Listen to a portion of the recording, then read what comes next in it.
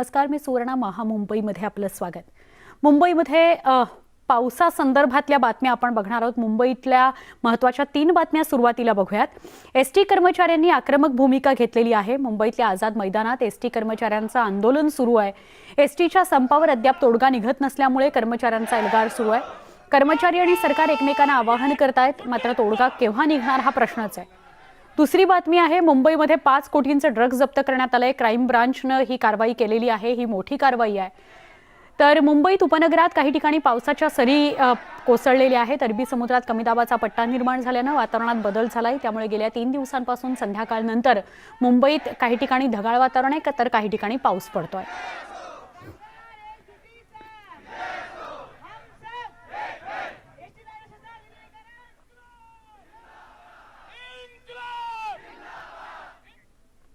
बातमी पावसाची. मुंबईसह नवी मुंबई आणि शहापुरात अवकाळी पावसानं हजेरी लावली. अचानक आलेल्या पावसामुळे मुंबईकरांची कोंडीच झाली होती.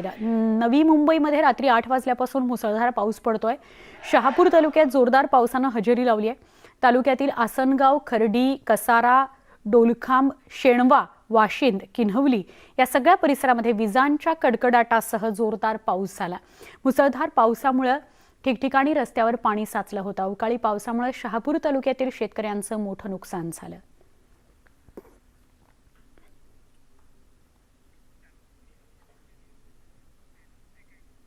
आमचे प्रतिनिधी विशाल पाटील यांच्याशी आपण बोलणार आहोत. विशाल, उपनगरामधल्या काही भागामध्ये असेल, मुंबईमध्ये असेल किंवा शहापूरमध्ये मुसळधार पाऊस पडल्याची माहिती मिळते आहे. काही ठिकाणी रिमझिम पाऊस पडलाय, काही ठिकाणी मुसळधार पडलाय, काय सांगाल? सुवर्णा, मुंबईमध्ये खरं तर काही तासांपूर्वीपासूनच मुंबईत पावसाला जी आहे ती सुरुवात झाली होती. रिमझिम पावसाला सुरुवात झाली होती. त्यानंतर दक्षिण मध्य मुंबई असेल, दक्षिण मुंबई असेल आणि हा पूर्ण दादर वरळी परिसर जो आहे या परिसरात सुद्धा जोरदार पाऊस जो आहे तो सुरू झाला होता. आता पावसानं काहीशी विश्रांती जी आहे ती घेतलेली आहे. हवामान खात्याकडनं स्पष्ट करण्यात आलेलं आहे की अरबी समुद्रात कमी दाबाचा पट्टा निर्माण झाल्यामुळे ढगाळ वातावरण जे आहे ते दिवसभरात असणार आहे आणि संध्याकाळच्या वेळेला पाऊस जो आहे तो येऊ शकतो असा अंदाज हवामान खात्याकडनं व्यक्त करण्यात आलेला आहे. आणि हवामान खात्याकडनं एक सांगण्यात आले की मच्छीमारांनी समुद्रामध्ये जे आहे ते जाऊ नये, कारण का समुद्रामध्ये भरती जी आहे ती मोठ्या प्रमाणात येऊ शकते आणि याचाच धोका जो आहे तो मच्छीमारांना असू शकतो, असंही आवाहन जे आहे ते हवामान खात्याने केलेलं आहे. मुंबईतील आपण जर सद्यस्थितीचा आढावा घ्यायला गेलं तर मुंबईत आता पावसानं जरी विश्रांती घेतली असली तरी काही कालावधीसाठी मुंबईकरांची तारांबळ जी आहे ती उडालेली आपल्याला पाहायला मिळते. प्रामुख्यानं आझाद मैदानमध्ये एसटी कर्मचारी जे आहेत ते संपासाठी आलेले आहेत. त्या ठिकाणी सुद्धा मोठा पाऊस जो आहे तो पडलेला आहे. त्यामुळे एसटी कर्मचाऱ्यांचे जे कर्मचारी आले होते त्यांची सुद्धा एक तारांबळ जी आहे ती उडालेली आपल्याला पाहायला मिळाली होती.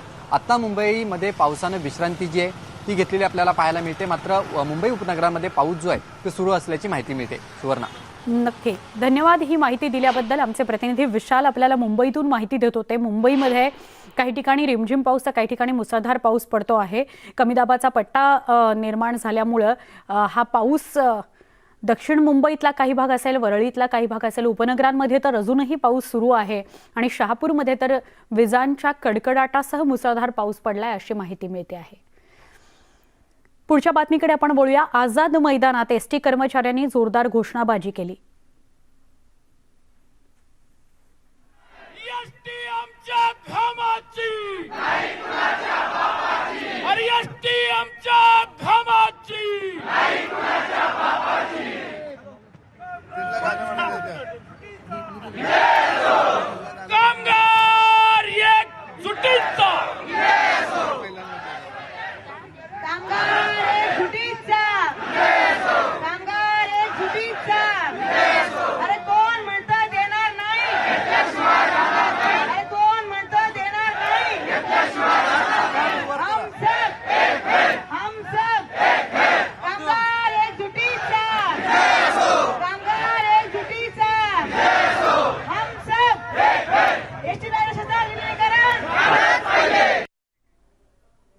मुंबईच्या आझाद मैदानात आतापर्यंत फक्त एसटी कामगार बघायला मिळत होता. आता मात्र एसटी कामगार त्याच्या कुटुंबासह आझाद मैदानात घोषणाबाजी करतोय. सरकार विरोधातला हा आक्रोश आहे. आझाद मैदानामध्ये एसटी कर्मचाऱ्यांनी एल्गार पुकारलेला आहे. विलिनीकरणाच्या मुद्द्यावर एसटी कर्मचारी ठाम आहेत. याचवेळी रयत क्रांतीचे नेते सदाभाऊ खोत यांनीही सरकारवर टीका केली. आंदोलक आणि सदाभाऊ खोत यांच्याशी संवाद साधला आमचे प्रतिनिधी विशाल पाटील यांनी. ज्या ठिकाणी आझाद मैदानमध्ये कशा प्रकारची गैरसोय झालेली आहे, वीज नाहीये, आपल्यासोबत महिला आहेत, काय भावना आहेत? आज मोबाईलचा टॉर्च ऑन करून ज्या ठिकाणी या संपूर्ण आझाद मैदानमध्ये अंधार होता, प्रकाशमय तुम्ही आझाद मैदान केलंय. इथं आता बिकट परिस्थिती आहे की एवढं सगळं लोक आहेत तरी लाईट नाहीये, फक्त तिकडचा एक लाईट चालू आहे. तर एवढी बिकट अवस्था आहे की इथं आमच्या कामगारांना म्हणजे व्यवस्थित लाईट पण नाहीये. असं बघून वाईट वाटतं की आज माझा कर्मचारी 28 तारखेपासून इथं आंदोलन करताय आणि इथं लाईटची सोय नाही, व्यवस्थित पाण्याची सुविधा नाही आणि काहीच फॅसिलिटी आम्हाला इथं परत साहेबांनी कोणी दिली नाही आणि आमची चौकशी पण केली. माझ्यासोबत अन्यही काही महिला आहेत. खरं तर सगळा संसार सोडून मुंबईसारख्या शहरात तुम्ही आलेला आहात, विलिनीकरणाची मागणी लावून धरलेली आहात आणि आज अशा प्रकारच्या अडचणींचा सामना जो आहे तो तुम्हाला आझाद मैदानमध्ये करावा लागतोय. मोबाईलचे टॉर्च आज ऑन करावे लागले. कशा प्रकारे आता लढा असणार आहे पुढचा? आमचा लढा हा आहे ना योग्य प्रकारची मागणीसाठी रास्ता आहे. आम्ही जे सांगितलेलं की आमचं राज्य शासन विलीनीकरण झालं पण आम्ही इतकं काबड कष्ट करतो. आम्ही जे महिला कर्मचारी आहे आम्ही घरदार सोडून इथं आले कशामुळे आलेलं आहे की आमच्या तुटपुंजा पगारामुळे आमच्या घराचं भागत नसल्यामुळं आणि या तुटपुंजा पगारामुळे आम्हाला एसटीचं लोन घ्यावं लागतं आणि या लोना कारणाची कर्ज आमच्यावर वाढत त्याच्यामुळे आमच्या कर्मचारी बंधू भगिनी आत्महत्या करत आहे. ते कुठेतरी थांबलं पाहिजे आणि या प्रश्नाला जाग आली पण म्हणून आम्ही इथं आझाद मैदान जे टॉर्च लावून दाखवतोय की तुमच्या जिथे अंधार पडलेला आहे आज आम्ही तो उजाड केलेला आहे. तुम्ही त्या उजाडच्या मार्गाने आमच्याकडे या आणि आम्हाला सपोर्ट करा आणि आमचं राशन विलिनीकरण उजेडातूच्या मार्गातून या म्हणून असं सरकारला आवाहन केलंय. सदाभाऊ खोत आहेत. आज संपूर्ण आझाद मैदान अंधारमय झालेलं होतं. त्या अंधारमयातनं अशा प्रकारचं एक मोबाईल टॉर्च ऑन करून एक प्रकाशमय वाट करण्याचा प्रयत्न केलाय. काय राज्य सरकारला याच्यातून संदेश द्यायचा होता? अंधार फार झाला, पंथी जपून ठेवा आणि म्हणून निश्चितपणानं या अंधारामध्ये पंथी जपून ठेवण्याचं काम खऱ्या अर्थानं या सगळ्या कर्मचाऱ्यांनी केलं. गेली 12 दिवस झालं अंधार कोठडीमध्ये जसं डांबून ठेवावं अशा पद्धतीनं या आझाद मैदानावरती या कर्मचाऱ्यांना डांबून ठेवण्यातला प्रकार या महाविकास आघाडीने केलेला. अरे तुम्हाला एक साधा लाईट इथं देऊ शकत नाही या कामगारांच्यासाठी? अरे उजेड तरी द्या ना. म्हणजे तुम्ही या कामगारांना एक प्रकारे मराठी माणसाला या मुंबईमध्ये मराठी माणसाची महानगरपालिका आणि त्यांना अंधार कुटडीमध्ये ठेवता. खऱ्या अर्थानं ही मुंबई महानगरपालिका मराठी माणसाची आहे का हा सुद्धा आज माझ्यासमोर खऱ्या अर्थानं प्रश्न पडलेला आहे. एसटी कर्मचाऱ्यांचं आंदोलन सरकारकडून दाबण्याचा प्रयत्न केला जातोय असा गंभीर आरोप विधान परिषदेचे विरोधी पक्षनेते प्रवीण दरेकरांनी केला. अशा प्रकारची मुस्कटदाबी सरकारची सर्व ठिकाणी सुरू आहे. परंतु कितीही आपण दबावशाही करा, हे कर्मचाऱ्यांचं उत्स्फूर्त आंदोलन आहे. हे कर्मचारी त्या ठिकाणी कुठल्याही परिस्थितीत आपला न्याय मिळवल्याशिवाय राहणार नाहीत. माझी सरकारला विनंती आहे की अशा प्रकारची दबावतंत्र वापरू नका. आज शांततामय मार्गानं लोकशाही मार्गानं आंदोलन चाललंय आणि उद्या जर आपल्या दबावतंत्रातना याला काही हिंसक वळण प्राप्त झालं त्याला सर्वस्वी सरकार जबाबदार असेल हा इशारा देऊ इच्छितो. आणि जी लोक मुंबईकडे आझाद मैदानावर येत आहेत त्यांना त्या ठिकाणी आपण अडवू नका, सोडून द्या. ही दडपशाही योग्य नाही. मुंबईमध्ये क्राईम ब्रांचनं मोठी कारवाई केली आहे आणि 5 कोटींचे ड्रग्ज जप्त करण्यात आले. शिवडी रोडवर ही कारवाई झालेली आहे. या प्रकरणी एका विदेशी नागरिकाला अटक झाली आहे. या ड्रग्ज तस्कराजवळून किंवा त्याच्याकडून 5 किलो MD आणि 200 ग्रॅम कोकेन जप्त करण्यात आला. आरोपीला कोर्टानं 25 नोव्हेंबरपर्यंत क्राईम ब्रांच कोठडी सुनावली आहे.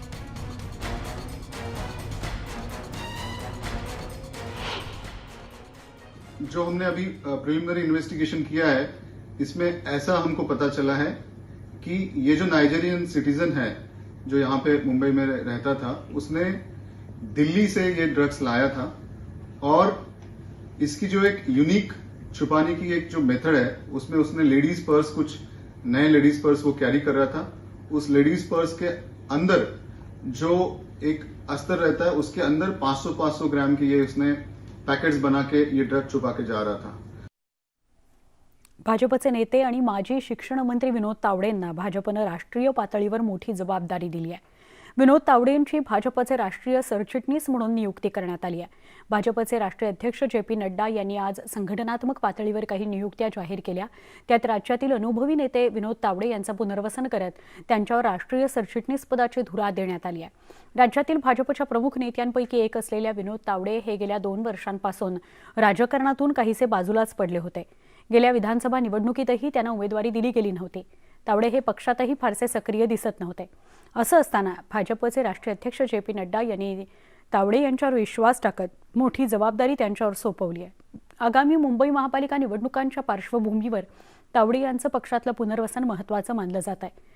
विनोद तावडे यांनी महाराष्ट्र विधान परिषदेचे विरोधी पक्षनेतेपद, पक्षाचं महाराष्ट्र सरचिटणीसपद, मुंबई अध्यक्षपद, राष्ट्रीय कार्यकारिणी सदस्यपद अशा विविध जबाबदाऱ्या आतापर्यंत सांभाळलेल्या आहेत। राष्ट्रीय सरचिटणीसच्या माध्यमातून खऱ्या अर्थाने राष्ट्रीय राजकारणात अधिक सक्रिय मला होता होईल। राष्ट्रीय सचिव म्हणून मी करत होतोच, पण राष्ट्रीय सरचिटणीस म्हणून स्वाभाविकपणे अधिक जबाबदारी असते। त्यामुळे माननीय पंतप्रधान नरेंद्र मोदीजी, आदरणीय अमित भाई असतील, राजनाथ सिंगजी असतील, गडकरी साहेब असतील, सगळ्यांच्याच नेतृत्वाखाली देशामध्ये सरकारच्या बरोबरीने सत्ताधारी पक्ष जर अधिक सक्रिय राहू शकला, सरकारच्या सगळ्या योजना सामान्य माणसापर्यंत यशस्वीपणे पोहोचू शकला, तर त्या सरकारचं गोष्टी अधिक जनतेला लाभदायक होत असतात। आणि मला असं वाटतं या संधीचा मी पुरेपूर ताकद लावून उपयोग करून घेईन आणि चांगल्या क्षमतेने या पदाला न्याय द्यायचा प्रयत्न करेन। खऱ्या अर्थानं माननीय विनोद तावडेजींचं मनापासून अभिनंदन महाराष्ट्र भारतीय जनता पक्षाच्या वतीने आम्ही करतो। महाराष्ट्रासाठी सुद्धा ही सुखावणारी गोष्ट आहे, आनंद देणारी आणि अभिमानाची गोष्ट आहे। महाराष्ट्रामध्ये अतिशय प्रभावशाली काम त्यांनी केलं। केंद्रामध्ये राष्ट्रीय मंत्री म्हणून सुद्धा हरियाणाची जबाबदारी अतिशय प्रखरतेने आणि कठीण काळामध्ये सुद्धा सुचानुरूप पद्धतीने त्यांनी केली। विनोदजींच्या अखिल भारतीय सरचिटणीस झाल्यामुळे ज्याने ज्याने त्यांचं तिकीट नाकारलं त्यावेळेला आता विनोदजी अन्याय झाला, विनोदजी संपले, विनोदजींना आता पक्षात स्थान नाही राहिलं असं म्हटलं, त्या सगळ्यांना लक्षात असं आलं की जे जे संयम ठेवतात, पक्षाची निष्ठा ठेवतात, पक्षावर रिॲक्ट होत नाही, त्यांना भविष्यामध्ये अनेक विषय जे निर्माण झाले असते संपल्यानंतर पुन्हा एकदा ती पोझिशन मिळते किंवा चांगली पोझिशन मिळते। संरक्षण मंत्री राजनाथ सिंह यांनी आज मुख्यमंत्री उद्धव ठाकरे यांच्या पत्नी रश्मी ठाकरे यांना फोन केला आणि उद्धव ठाकरे यांच्या प्रकृतीची विचारपूस केली। उद्धव ठाकरे हे मानेच्या दुखण्याच्या उपचाराकरता गेल्या आठवड्यात सर एच.एन. रिलायन्स रुग्णालयामध्ये दाखल आहेत। त्यांच्यावर यशस्वी शस्त्रक्रियाही पार पडली आहे। राजनाथ सिंह यांनी खरं तर उद्धव ठाकरेंची भेट घेण्याचं ठरवलं होतं, मात्र त्यांच्यावर शस्त्रक्रिया झाल्यामुळे ही भेट घेणं शक्य झालं नाही। त्यामुळे त्यांनी रश्मी ठाकरे यांना फोन करून उद्धव ठाकरे यांच्या प्रकृतीची विचारपूस केली।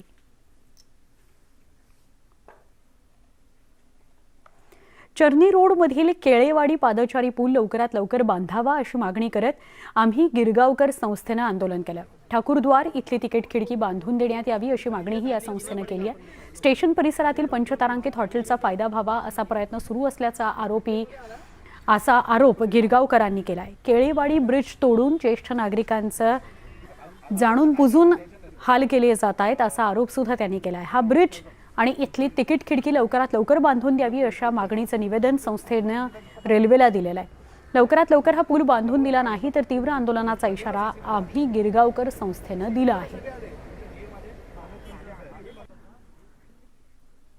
एक छोटासा ब्रेक पहा फक्त महामुंबई न्यूज 18 लोकमतवर।